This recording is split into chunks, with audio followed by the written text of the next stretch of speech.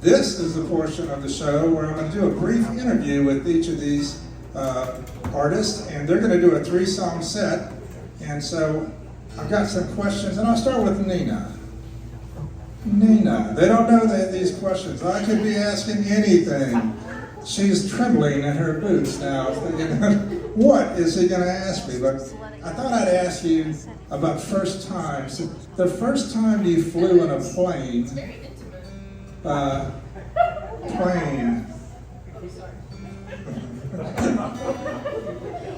I'm coming to you later, so. First time you flew in a plane, what happened? Was it scary, or how old were you? Well, I was a child. I was probably about 5 years old, and my dad's side of the family lives in Rhode Island. So that was my first trip, was to go see the grandparents. So you're like 5 years old, so you don't really have a big recollection. I don't. I had a bigger story, I guess, when I was about 15 or 16, and I flew on the plane for my first time alone. Okay. So, not much happened, but, well, there was that one story. Okay, so we flew up to Rhode Island for my dad's funeral service. It was a wake. They're Catholic, and so it was different for us, but something that was really different was that they told us that we couldn't take the urn on the plane. That was different, and we were like, okay, we're going to have to trust this to the baggage. Back of the plane is where it was going. Well, when we got it back, it was cracked. So we had to take that to his parents and be like, here's your son. Oh, wow. Love my dad, but that was a strange story, a strange happening. It's a little bit of a setup question because I was going to also share my first time on a plane, which was actually in college, believe it or not, before I actually flew. And I took off, but I did not land because I was a newspaper reporter for the college newspaper, and a parachute company came by and said they were going to give a free jump to, yes, that's any reporter who would do a story about it, and I did that, and I tell you what, it was pretty crazy. Coming down, I was off course, and this is hop and pop, so you're not with someone else. It's a static line, so you're on your own, for anything happens. I was coming down, and I was just it was glorious, but then coming down, I saw there were power lines, and I missed the power lines by 15 feet, so I'm here today. But so here's the next question, Nina. If you could do anything, you could be a star in something other than music, then what would be the thing that would just thrill you to be doing? Oh wait, that's a hard one. I haven't given it much thought, really. I might be a sociologist. I don't know how you can be a star sociologist, but okay. I'm a songwriter in the first place, so I like to study people and places and things and how they all relate to each other, so I think I would probably study sociology. Okay, fair enough. When I was a newspaper reporter, first job out of college, I interviewed Dave Hoover, who was a lion. He trained lions and tigers. He studied under Clyde Beatty. He was in the Barnum and Bailey Circus. And I asked him that question. Here's a guy that's in a cage with live tigers and lions who could tear them apart. What would you want? And he said, this is serious. He said, I always wanted to be a grocery store manager. I'm like, interesting. I'll tell you what, we're going to turn it over to Nina now for a few songs, and we're just going to give her the stage. Nina Ricci.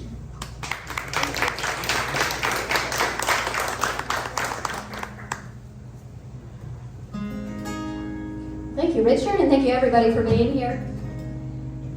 I'm going to start this song with sort of a story. I'm just tell you a little bit about myself. I am from Nashville, Tennessee. I was raised in a suburb called Donaldson, and when I was 17, my life changed drastically. It changed at 15 when my dad passed, but at 17, I was accepted to Berklee College of Music in Boston, and my mother came with me, and we traveled all the way up there in a big old yellow Penske truck. While I was up there, I started to realize that the old folk scene of the late 1950s and early 60s was there in Boston as well as in New York, and I knew that my dad had lived in Greenwich Village as a young man in the 70s. And I had this song kind of percolating in my mind for a long time. I wanted to write something about the village, something about the folk scene, and kind of my place in all of it so many years later. So at the same time, there was a musical theater group that was putting on a production called Folk City Musical, and I thought, there are young people out there just like me who are enthralled in this folk music movement, and I had, with that thought, the impetus to write a song called Folk City. In the village, you might have heard of snapping for poets instead of clapping. Well, that developed in a place called Gertie's Folk City, and it was because there were apartments on top of this venue, and they had to keep it quiet because of the noise ordinances. They had already had complaints about it. Well, I'll get on to the song now, Folk City.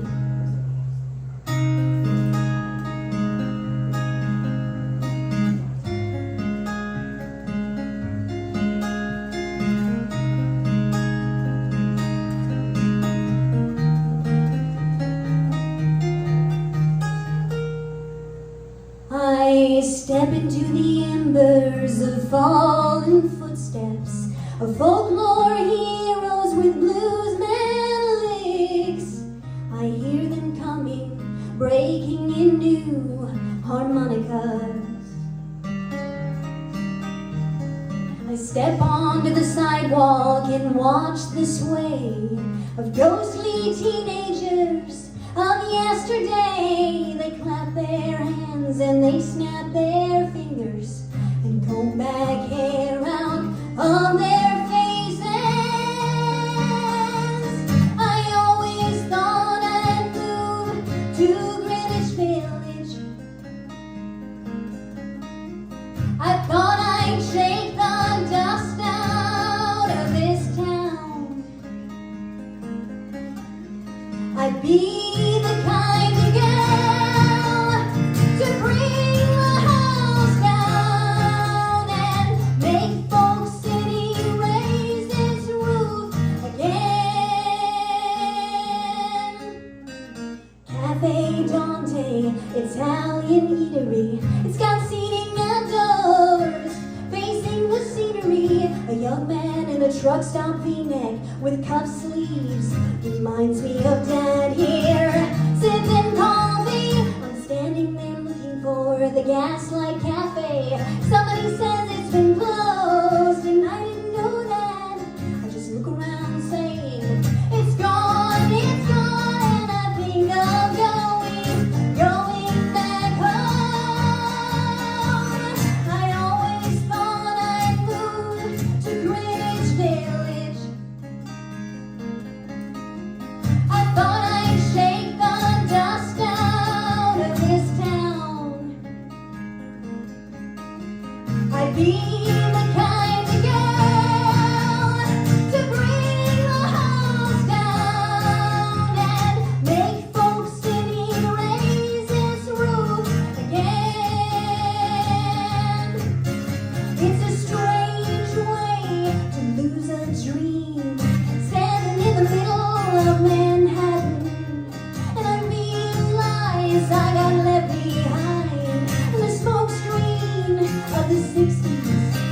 I can make music anywhere, anytime, for any reason, in protest for peace, or just in good company.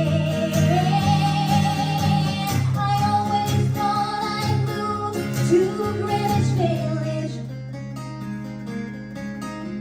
I thought I'd shake the dust out of this town. I'd be the kind of girl to bring the house down and make Folk City raise its roof again. I'd be the kind of girl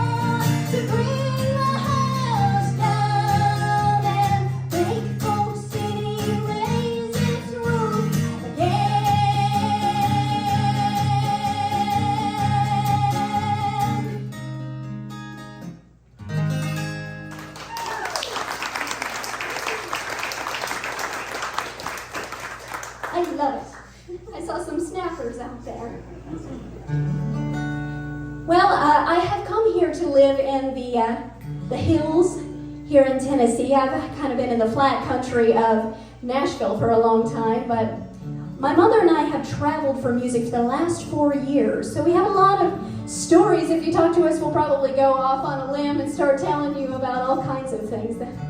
Funny things, odd things. But I've gotten off the road in order to record some more music and write some more music, because it's funny, when you're on the road, sometimes you can get into the middle of a song and then you have to go somewhere else. And that song just sits there, and the next time you get to it, it's like hardened clay, and it's hard to make it reconstitute.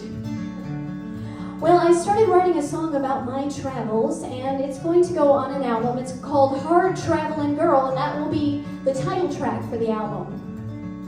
I played a lot of bluegrass too, so that kind of wound its way into this song. I hope you like it. It kind of gives you an overview of what I've done in the last 4 years.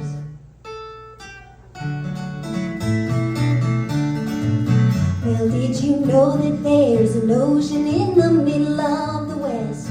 It has colored rocks and waves when the wind blows. When there comes a storm, you can stand out on the shore and forget your boots are still in Illinois. Well, people often tell me you can't make it on your own, but I've had help from the Lord from the day that I was born, and I've never been alone from that day until this, and I don't expect he'll leave me here a stranger. Hard traveling, I thought you should know, I'll be sending you a postcard somewhere along the road. My friends know how to reach me when I'm caught up in the world. They know for years I've been a hard traveling girl. Well, when I rode through the Badlands, way out in the buttes, growing manes of wild horses charmed me. I stood there on a stage, beholding gorgeous views, and I traveled on an Amtrak train to get there. Hard traveling, I thought you should know, I'll be sending you a postcard somewhere along the road. My friends know how to reach me when I'm caught up in the world. They know for years I've been a hard traveling girl. Hard traveling, seems like I'm getting nowhere, getting better as I go, but no one can tell you how an oyster makes a pearl. So for years I've been a hard traveling girl.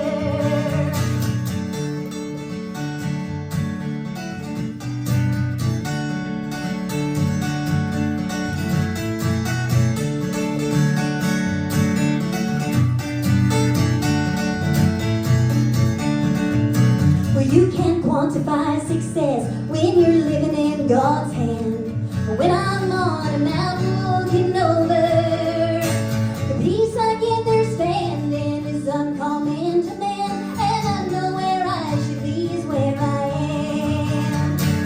Hard traveling, I thought you should know, I'll be sending you a postcard somewhere along the road. My friends know how to reach me when I'm caught up in the world. They know for years I've been a hard traveling girl.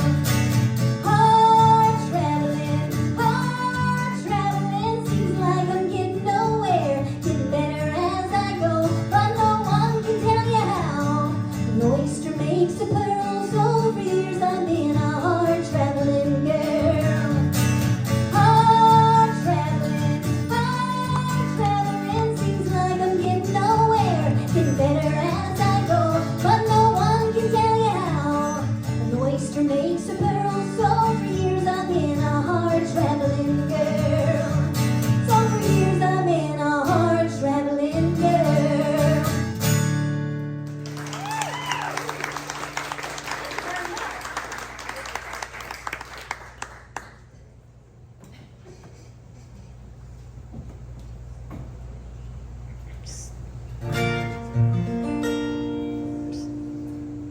All right, well, I'm going to sing a song now that is another new one, and I don't know if it's going to go on the album, the Hard Traveling Girl album, but I've got several projects underway, and this one's kind of a cheery one. It's called Everyone Loves a Smile. Charlotte loves this one. Good, then you can sing all the choruses with me.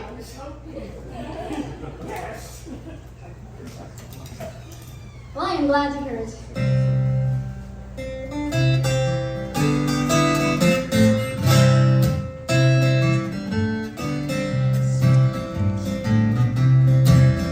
When you start your day upside down and you ground yourself in your coffee grounds, there's something you can do to turn the day around. Lift up your chin and smile. Well, you may not feel like smiling now, like there's nothing worth being happy about. But a smile is a gift that gives back to you. Everyone loves a smile. So turn your pearly whites into pearly gates. Shine the light of heaven on your fellow mates. There's no shame in sharing if it's in your heart. Everyone loves a smile.